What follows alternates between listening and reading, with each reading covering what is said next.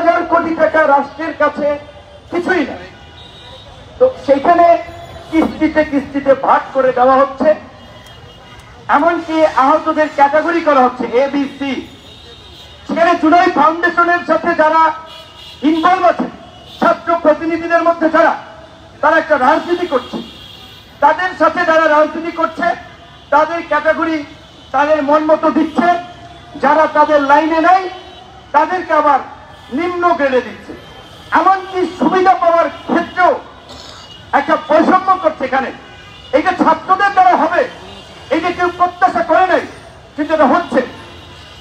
আমার পাশের উপজেলা বাউফল, কিছুদিন আগে আপনারা দেখেছেন, গণমাধ্যমে নিউজ হয়েছে, একটি ছেলে বিনা চিকিৎসায় মারা গিয়েছে, ভালো চিকিৎসা পায় নাই। তার বাবা মিডিয়াতে বলেছে যে রিক্সা বেচে, গরু বেচে তিনি শেষ পর্যন্ত সামলাইতে পারেন নাই। অনেক বড় বড় নেতার বাড়ি বাউফল, বিভিন্ন রাজনৈতিক দলের মন্ত্রীর বাড়ি বাউফল, কিন্তু তাদের চোখে পড়ে নাই। সবাই রাজনীতি করছে, যে বলছি রাজনৈতিক ফায়দা নিচ্ছে। ৭১-এর মুক্তিযুদ্ধ নিয়ে যেমন আওয়ামী লীগ এককভাবে মুক্তিযুদ্ধের ঠিকাদার হয়ে মুক্তিযুদ্ধকে গ্রাস করতে চেয়েছে, মুক্তিযুদ্ধের চেতনার নামে এই দেশে একটা প্রতিবাদ কায়েম করেছিল, একদলীয় শাসন কায়েম করেছিল। এখন এই জুলাইকে নিয়েও কোন কোন গোষ্ঠী একটা ব্যবসা করতে চাচ্ছে, চেতনার ব্যবসা। জুলাইকে তাদের রাজনীতি একটা হাতিয়ার বানাতে চাচ্ছে। তাই আমরা বলবো যে এই জুলাই মঞ্চ কিংবা ইনকিলাব মঞ্চ এরকমের আরো যারা আছে, আপনারা অল্প কিছু লোক হলেও আপনারা চেষ্টাটি চালিয়ে যান। আজকে আওয়ামী লীগ নিষিদ্ধের প্রশ্নে রাজনৈতিক দলগুলো কৌশলী বক্তব্য দিচ্ছে, পরিষ্কার করে বলছে না যে তারা আওয়ামী লীগকে নিষিদ্ধ চায়, কেউ বলছে না। কারণ তাদের ধারণা আওয়ামী লীগের 15 থেকে 20% ভোট আছে। কাজে এই ভোট যদি আমরা ভাগাতে পারি, আওয়ামী লীগের কিছু নেতা আছে তাদেরকে আমাদের দলে নিলে দল ভারী হবে, দল শক্তিশালী হবে। এই ইকুয়েশনে অনেকেই আওয়ামী লীগ নিষিদ্ধের বিষয়ে খুব বেশি জোরালো কথা বলছে না।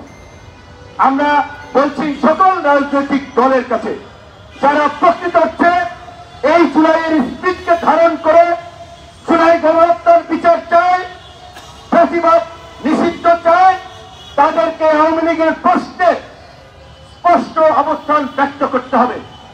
কোন ছলচাতুরি চলবে না। আগামীকালকে আমরা আমাদের দলের পক্ষ থেকে ঢাকার বিভিন্ন জোনে কর্মসূচি হিসেবে বিকেলে মোহাম্মদপুর বাস স্ট্যান্ড ওখানে কর্মসূচি দিয়েছি। পরের দিন 26 তারিখ পঞ্চগড়ের কর্মসূচি আছে। সব রাজনৈতিক দলকে বলবো, একেবারে সোজা দাবিতে গণহত্যার সাথে যারা জড়িত, সেটা আওয়ামী লীগ হোক, প্রশাসন হোক, তাদের বিচার এবং গণহত্যাকারীদের রাজনীতি নিষিদ্ধে স্পষ্ট অবস্থান আপনাদের থাকতে হবে।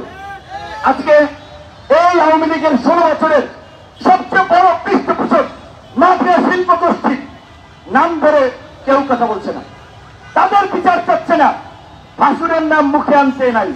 সেরকমের টকশোতে যায় বক্তব্য দেয়, এই যে বসুন্ধরা গ্রুপ এই দেশের ভূমিদস্যু হিসেবে স্বীকৃত, মাফিয়া লুটেরা হিসেবে সার্বজনীন স্বীকৃত, অর্থ পাচারকারী হিসেবে স্বীকৃত বসুন্ধরা গ্রুপ, এসালম, ওরিয়ন, বেক্সিমকো, এই রকমের যে সমস্ত গ্রুপগুলো আছে, আর্টিস্ট, এই রকমের যারা আছে, তাদের বিরুদ্ধে কেউ কথা বলছে না। দেখবেন, কারণ তাদের কাছ থেকে কিন্তু তলে তলে মালপানি সবাই নিচ্ছে।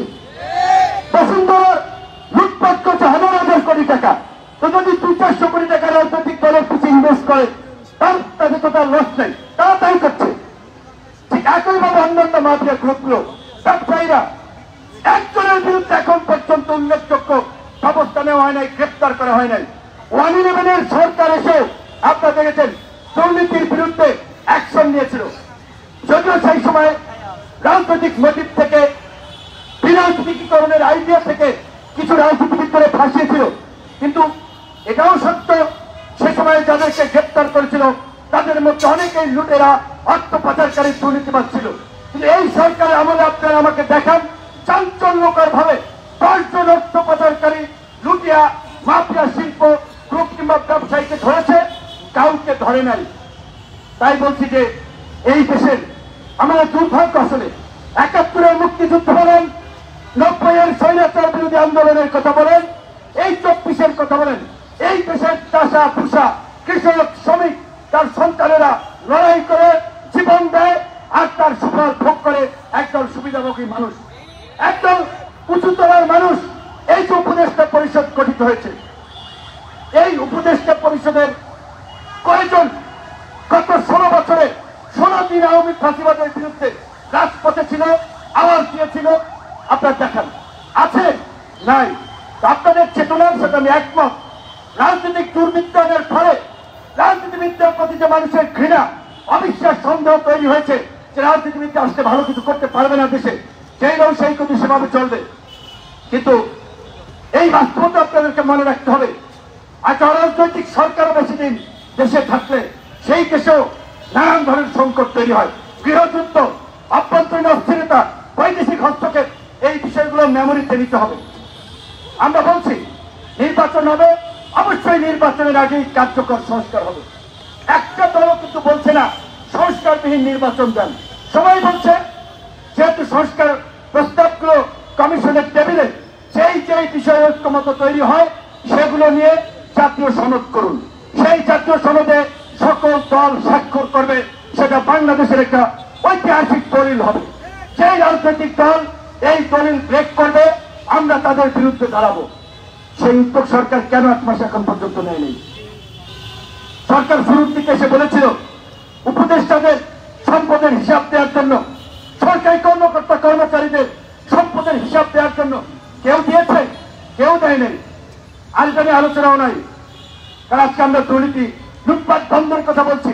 এই দুর্নীতি লুটপাটের রাজনীতিবিদদের পাশাপাশি আওয়ামী ফাঁসিবাদের রাজনীতির সাথে যারা জড়িত ছিল তাদের পাশাপাশি প্রশাসনের একটা শ্রেণী সুবিধাভোগী ছিল, ব্যবসায়িকদের একটা শ্রেণী জড়িত ছিল, সাংবাদিকদের একটা শ্রেণী জড়িত ছিল। আজকে ওইভাবে কারো বিরুদ্ধে খুব উল্লেখযোগ্য ব্যবস্থা নেওয়া হচ্ছে না।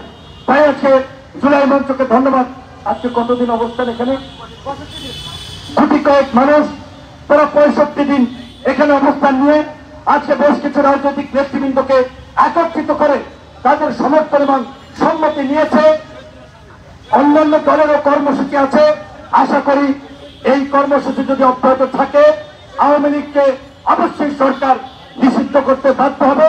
এবং সরকারকে আমরা বলতে চাই, ছাত্রলীগকে যেভাবে নিষিদ্ধ করেছেন অনতিবিলম্বে আওয়ামী লীগের অন্তত গণহত্যার বিচার না হওয়া পর্যন্ত তাদের সকল ধরনের রাজনৈতিক কর্মকাণ্ডের উপরে একটা নির্বাহী নিষেধাজ্ঞা আপনারা দিতে পারেন। তারপরে যদি বিচারিক প্রক্রিয়ায় তথ্য প্রমাণের ভিত্তিতে আওয়ামী লীগকে নিষিদ্ধ করতে হয়, সেই উপযুক্ত তথ্য প্রমাণ জোগাড় করে অনতিবিলম্বে আওয়ামী লীগকে নিষিদ্ধ করুন। আওয়ামী লুটেরাদের আর্থিক যে প্রতিষ্ঠান, আর্থিক যে সোর্স, সেগুলোকে ধ্বংস করতে হলে এই দুর্বৃত্ত মাফিয়া লুটেরাদের প্রতিষ্ঠানগুলোকে কালো তালিকাভুক্ত করে তাদেরকেও আইনের আওতায় আনতে হবে। জুলাই মঞ্চের প্রতি সংহতি জানিয়ে, তাদেরকে ধন্যবাদ জানিয়ে এবং আওয়ামী লীগ নিষিদ্ধের দাবিতে রাজপথে কর্মসূচিতে থাকার অঙ্গীকার করে আমার বক্তব্য শেষ করছি। আল্লাহ হাফেজ।